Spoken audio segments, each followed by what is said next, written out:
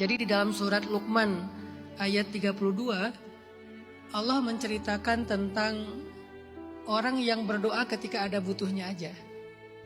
Kata Allah, wa idza ghashiyahum mawjun kadh-dhulali da'u Allah mukhlishina lahud-din falamma najjahum ilal barri faminhum muqtasid wa ma yajhadu biayatina illa kullu khattarin kafur. Allah ngasih sebuah analogi tentang orang yang sedang hanyut di tengah lautan. Ketika orang menaiki bahtera, di tengah lautan terjadi badai, sampai maujung kadhulal, sampai ombaknya itu kayak gunung, lebih tinggi daripada kapal. Tiba-tiba dia da'awullaha mukhlishina lahuddin.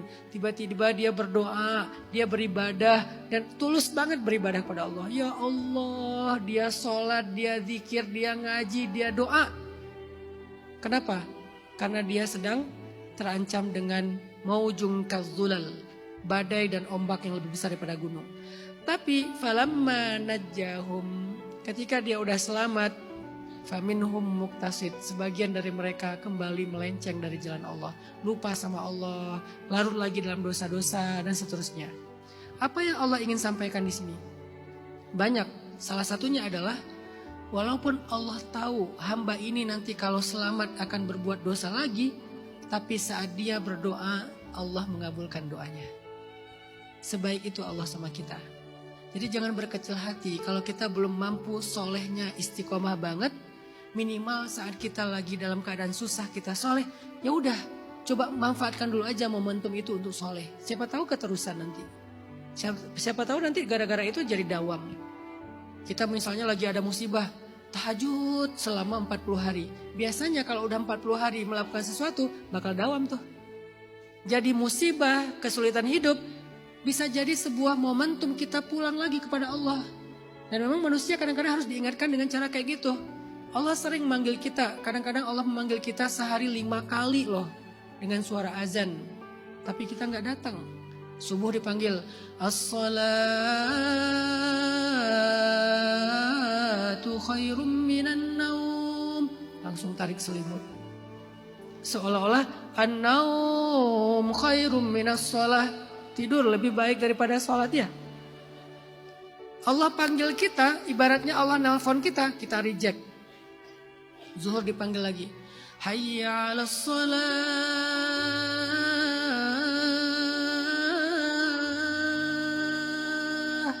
Lagi sibuk di kampus, lagi sibuk kerjaan, reject lagi. Allah panggil lagi di asar. Hayya 'alas shalah.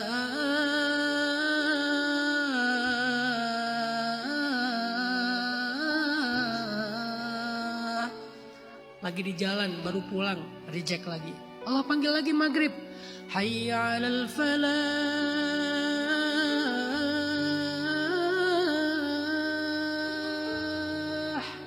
Baru juga sampai rumah, mau mandi dulu, reject lagi. Allah panggil lagi isya. Hayya 'alal falah.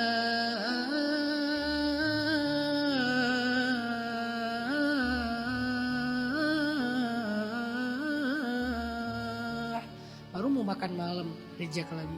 Sehari 5 kali Allah panggil kita, sehari 5 kali kita reject panggilan Allah, dan Allah enggak marah. Saking sabarnya Allah sama kita, saking sayangnya Allah sama kita. Besok dipanggil lagi, reject lagi. Lusa dipanggil lagi, sebulan, 2 bulan, setahun, 2 tahun. Selalu kita reject panggilan Allah, tapi Allah enggak marah sama kita. Padahal kalau Allah mau marah, bisa aja tiba-tiba kita tuli, enggak bisa dengar. Suara azan tetap ada, tapi kita gak mampu lagi mendengarnya. Gampang buat Allah, tapi kita masih tetap bisa mendengar. Cuman Allah terlalu kangen sama kita. Ketika kita gak bisa datang dengan cara dipanggil azan, maka Allah memanggil kita dengan memberikan sedikit ujian. Biasanya kalau udah diuji, pulang tuh. Kapan terakhir kita tahajud? Lagi banyak masalah. Kapan terakhir kita doanya panjang? Lagi banyak masalah. Kapan terakhir kita pakai tasbih digital? Sampai error, sampai ke reset lagi tuh. Sehari sampai sekian ribu, lagi banyak masalah. Kapan terakhir kita sholat dengan bacaan yang panjang? Biasanya setiap sholat pasti bacanya Al-Ikhlas, An-Nas, Al-Ikhlas, Al-Falak. Tiba-tiba sekarang Al-Baqarah. Waladhdallin. Amin. Alif Lam Mim. Al-Baqarah. Kenapa? Lagi banyak masalah. Zalikal. Alif Lam Mim. Zalikal. Alif Lam Mim. Zalikal. Qul huwallahu ahad. Balik lagi ke Qul huwallahu ahad. Mentok soalnya, hafalannya segitu-segitu aja. Jadi masalah itu kadang jadi momentum buat kita pulang kepada Allah karena Allah kangen sama kita. Gak apa-apa. Memang manusia itu transaksional. Yang membedakan mereka adalah setelahnya. Jadi ketika terjadi, ya udah nikmatin aja sebagai sebuah momentum pulang ke Allah. Siapa tahu keterusan. Siapa tahu setelahnya dawam dan istiqomah. Nanti setelahnya kalau kita balik arah lagi, Allah tunggu lagi. Allah itu gak pernah berputus asa nunggu kita taubat. Yang ada kita yang berputus asa dalam taubat. Kita 1000 kali berbuat dosa, 1000 kali kita bertaubat, 1000 kali Allah mengampuni dan menerima taubat kita. Sepanjang hidup kita berbuat dosa, sepanjang hidup berulang kali kita minta ampun dan dosa lagi, minta ampun, dosa lagi. Setiap kali kita minta ampun, setiap kali itu juga Allah tetap mengampuni dosa kita. Walaupun Allah tahu besok kita akan berbuat dosa lagi. Sebaik itu Allah sama kita.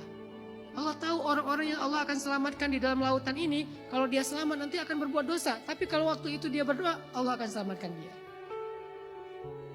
Maka teman-teman, jangan berputus asa dari rahmat Allah.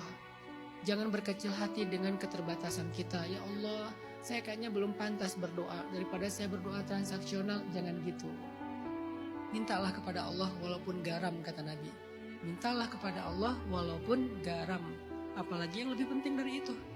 Kurang garam aja di dalam masakan kita. Ya Allah, garam ya Allah. Seolah-olah gitu kan.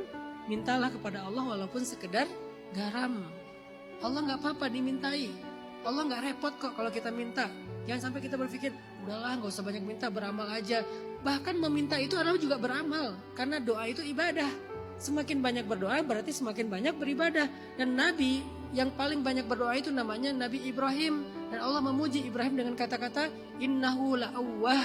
Dia itu awwahun. Kata para ulama tafsir, arti awwah da'a. Arti da'a banyak berdoa. Ternyata banyak berdoa itu baik, gak apa-apa. Berharap saja setelahnya kita bisa istiqomah.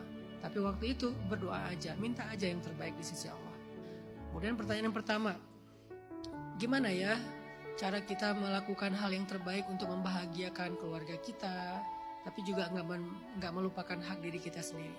Jangan sampai kita berpikir untuk membahagiakan keluarga, pasangan, orang lain, saudara, ipar adalah ya keluarga lah. Jangan sampai kita berpikir membahagiakan keluarga sampai kita melupakan membahagiakan diri kita sendiri. Terus gimana caranya? Nasihatnya sederhana. Be the best version of yourself. Jadilah versi terbaik dirimu. Maka kamu otomatis membahagiakan orang-orang di sekitarmu. Jadi kalau kita pengen membahagiakan keluarga kita, orang tua kita, atau nanti pasangan kita, anak-anak kita, jadilah versi terbaik diri kita. Upgrade value kita, belajar lebih banyak ilmu tentang life skill, belajar lebih banyak ilmu tentang bijaksana, tentang akhlak, tentang adab, tentang moral, tentang banyak hal yang baik-baik. Upgrade terus value diri kita, jadilah versi terbaik diri kita. Otomatis di waktu yang sama kita sedang membahagiakan orang di sekitar kita. Dan juga membahagiakan diri kita sendiri. Jadi jangan berpikir tentang membahagiakan mereka adalah menuruti kata mereka. Nggak selalu gitu juga. Kadang ya, kadang enggak. Sangat relatif. Yang lebih mendekati absolut adalah jadi aja versi terbaik diri kamu. Pasti kamu bisa membahagiakan orang sekitar.